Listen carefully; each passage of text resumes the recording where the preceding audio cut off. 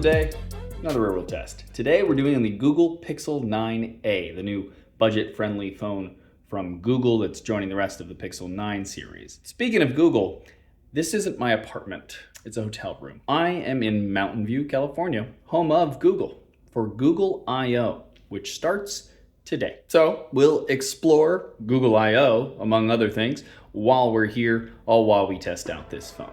But first things first.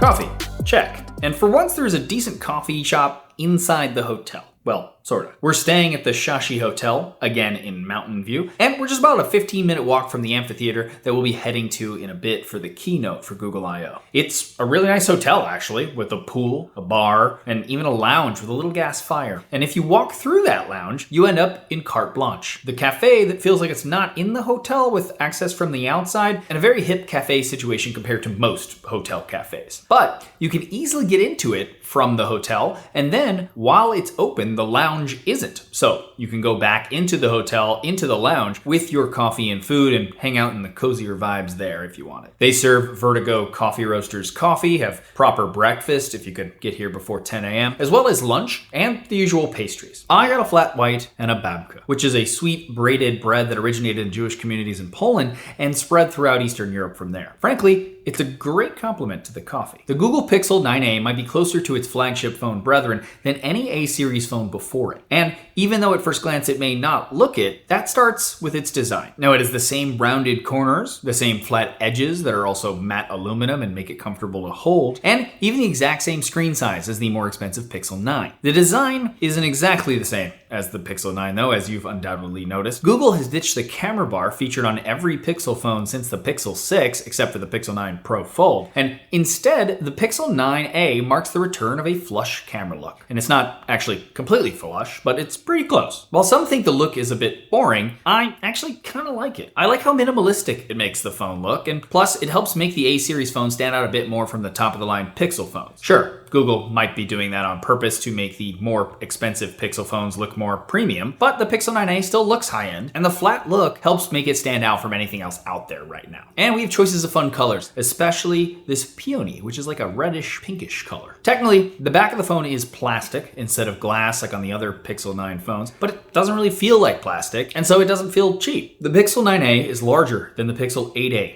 in both height and width, but it has the same thickness. That larger size, however, means that it can also have a larger display at 6.3 inches. And it's actually the exact same screen that's found on the Pixel 9, which means that it's a fair bit brighter than the one found on the Pixel 8a. That's helpful for outdoor use, and I found that it was easy to see the screen outside. The screen still is 120 frames per second, so it feels smooth and responsive, and it has a similar resolution, so it's not as crisp as the Pixel 9 Pro or other more expensive phones, but it's still perfectly detailed enough.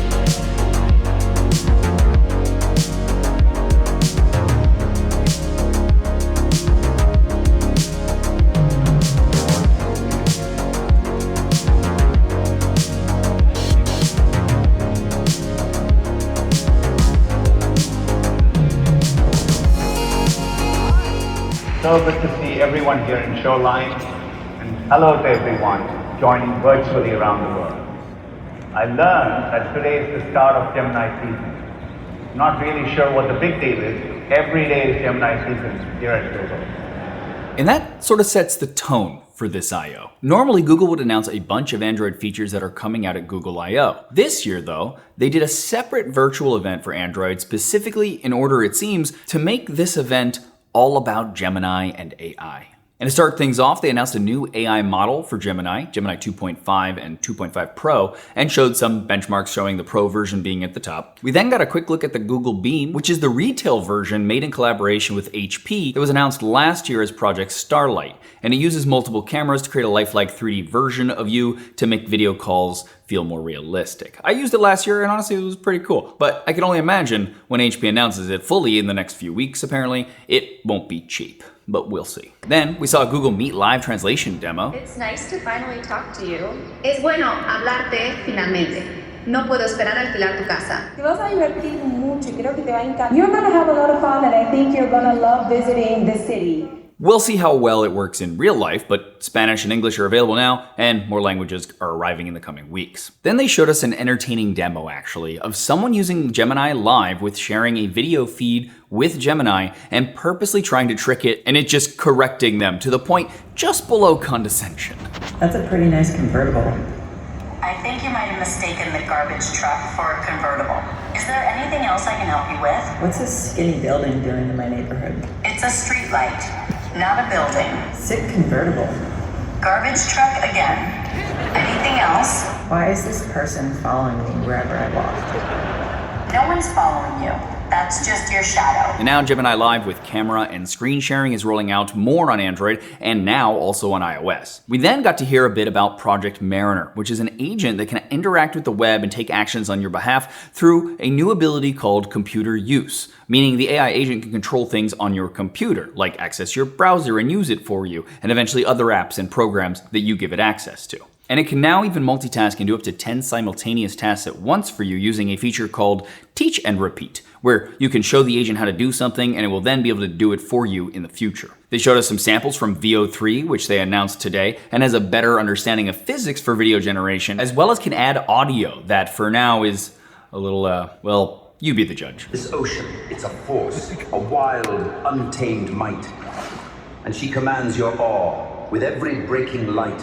There was a new AI mode introduced into Chrome that makes searching more like talking to Gemini, basically, and it feels like this will eventually be the death of our usual Google search to me, and it begins rolling out today across the US. And there was a try-on mode for shopping in Google now that you submit a photo of yourself and it then puts the clothing you were looking at onto your body based on real-world physics, apparently. Then, since they updated Veo 2 to Veo 3, they also updated Imagen 3, the image generation tool, to Imagen 4, which is a higher number, so it is better. And to keep the AI generators going, they showed Lyria 2, which is an update to their music generation tool. Then something I was curious about, a new tool called Flow, which is a video editor of sorts that you can use prompts to create videos and then extend or cut them and create a matching next scene with another prompt. There's also an image generator as well as a way to upload images to use as a reference image for the video. And it was actually more intuitive than I thought when I got to demo it finally. Definitely curious to play with that more, along with Imagen, Veo, and Lyria updates, which all seem to be destined to also work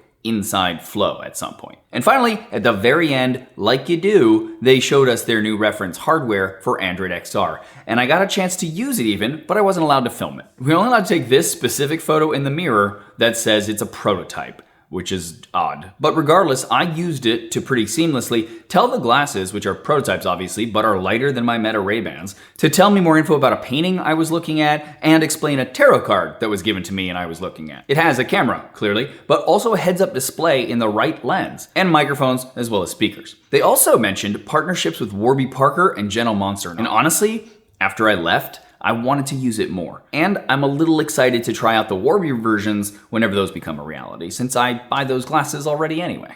And this seems like a good place to talk about the cameras and the current AI features with the latest updates that I've gotten. I've actually had the Pixel 9a for over a month now, and it's gotten a few updates in that time. Now, you might assume that Google had to compromise on camera quality to add smaller sensors for the flush look, but the camera on the Pixel 9a is still pretty darn good. There are still two cameras, and while the main 48 megapixel f1.7 camera is a lower resolution than the 64 megapixel camera in the Pixel 8a, it is a larger sensor, and that means it can let in more light, making it better at taking photos in dark situations. And it works. The low light photos look better than the Pixel 8a with better detail overall. It's not as true for the 13 megapixel f2.2 ultra-wide camera, which struggles more with low light images, just like the Pixel 8a did. And you can see the main camera and how it stacks up against the $100 more expensive 16e or the $300 more expensive standard Pixel 9. Now, in good lighting, photos look pretty good. And while they maybe don't have as much depth as the Pixel 9, they're generally better than the Pixel 8a. Like the Pixel 8a and the Pixel 9, the Pixel 9a doesn't have a telephoto camera. When the Pixel 8a was released, that was pretty much standard for phones in this price range, but we've started to get cheaper phones with 3 cameras, like the Nothing Phone 3a Pro. Now, partly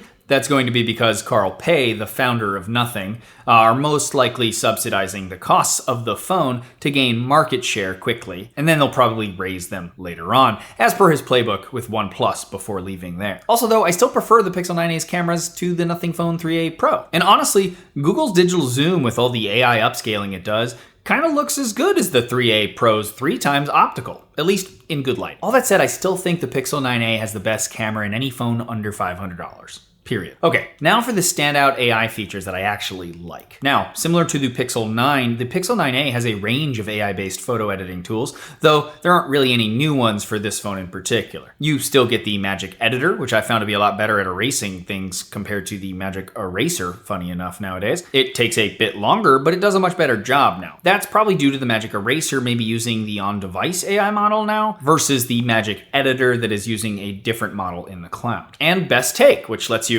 swap faces between photos in groups to make everyone look similarly good or ridiculous as you want using AI. Speaking of AI, there are other ways in which it's pretty prominent on this phone. Gemini is front and center, and it's completely taken over Google Assistant's jobs by now, as we expected it would eventually. Now, Gemini has some new tricks. For example, you can now show a video feed while using Gemini Live and ask questions about what you see, though that's a feature available on the Pixel 8a and other Pixel phones too. As usual, don't rely too much on Gemini for any factual information. It still gets things wrong, but hopefully the new updates to Gemini announced today will help if Google is to be believed. I will say though, Gemini's voice-to-text transcription is still excellent. Even in louder environments, it catches my voice no problem. And Gemini, with the addition of adding photos even, makes it a lot more useful. I've used it to tally up a bill and split it with adding the tip, and it'll separate the bill that way. And I can see it integrating with Venmo or Zelle and then sending those requests for me in the near future. On the plane ride over, I was working on the flight and I wanted a beer, but one that had a lower ABV. So I took a photo of the menu and asked it to give me the ABVs of the beers on the menu. It was able to identify which things were beers out of the list and then list out the ABVs for each pretty quickly. I also use it while roasting coffee to do math for me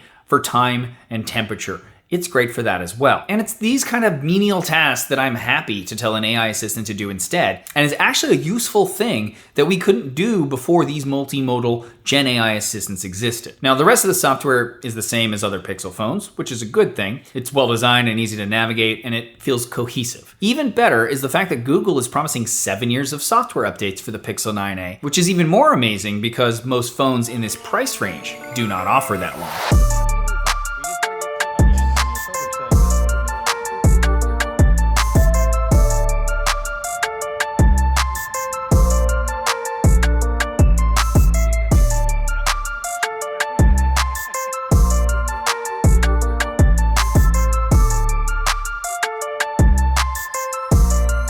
Back to Sports Page, a spot Michael Fisher, who you might know as Mr. Mobile, brought me to at the last I.O. when I filmed the Pixel 8a here. As he says, he's been going to it after I.O. for years and he loves it. And I get it. It's a divey sports bar with no frills and a decent selection of greasy and or fried bar snacks and beers. But there's also another element to this place that I think is why it stands out and why Google's comms team has their end of I.O. event here even, and that's how its history is intertwined with Google's. We are basically on Google's Mountain View campus here, and conveniently across the street from the Shashi Hotel we happen to be staying at this year, which is great. This bar has been here since the 80s, apparently, and a bartender even mentioned to me the last time I was here that the Google team had their meeting about going public in this space, and it's where the deal was signed, according to him. Google employees in general are so intertwined with this dive bar that they refer to it as Google Building 50, as in, we have a meeting in Building 50, I'll see you there later, right? You can even find it listed as such on MapQuest. And on Google Maps, Google PLYM 1431 is a building, quote unquote, located inside Sports Page. Okay, powering the Pixel 9a is the same Tensor chip found in the higher Pixel 9 phones, the Google Tensor G4. Though, in the Pixel A, it's paired with a little less memory. Now, the Tensor series gets a bad rap because it doesn't quite have the same raw performance as the top-of-the-line Qualcomm and Apple chips, but it's still more than powerful enough for anything you can throw at it right now. Okay, so here is the battery usage for today for anyone who's curious about that, but keep in mind that today is not a normal day. It's a real-world test day, and I used the camera way more than you ever would. So here is another day that wasn't a real-world test day, so you have something else to compare it to. Now, generally, the battery seems to be very good, and I think most users will probably get through the day without having to recharge. You know, so long as you're not recording large swaths of videos of a keynote. It has both wired and wireless charging, although the wireless charging is still only 7.5 watts, which is fine for overnight charging and less so for a quick charge. Still, basically there's really nothing bad about the Pixel 9a, and there's a whole lot of good. It has a nice new updated design, great battery life, and an excellent camera. While you may or may not find the AI features helpful, if you don't, you just don't have to use them. Altogether, the Pixel 9a is still probably the best phone under $500. And there you go. Let me know what you guys think of the phone, of this video in general, in the comments below. Always appreciate hearing from you guys. Subscribe and ding the bell for more videos like this and us exploring more places. And I think I'm gonna head back into the bar and hang out with everybody before we all leave tomorrow. Good night. Cars make too much noise. Maybe I'm good. Nope, not the car. It's just the sound of like rubber on the road. That's weird. I don't like that. Cars, so many cars. Horn.